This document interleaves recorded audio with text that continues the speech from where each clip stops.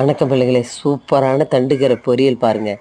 எண்ணெய் காஞ்சதையும் கடுகு உளுத்தம்பருப்பு பொரிஞ்சதையும் கீரையை அலசி பொடியாக நறுக்கிட்டு பூண்டு நறுக்கி போட்டு வெங்காயம் வதக்கி பாருங்கள். கீரை அலசி வச்ச கீரையை அதில் போட்டு நல்லா வதக்கிட்டு தேவையான அளவுக்கு உப்பு போட்டு தண்ணியே விடக்கூடாது. அலசின தண்ணியோடவே கிளறி காஞ்ச மிளகாயும் பூண்டு ஒரு 2 பல் பூண்டு, காஞ்ச மிளகாய், வேர்க்கடலை அரைச்சி போட்டு கிளறி இருக்கிறேன் பாருங்கள். அருமையாக இருந்தது பிள்ளைகளே இந்த பொரியல்.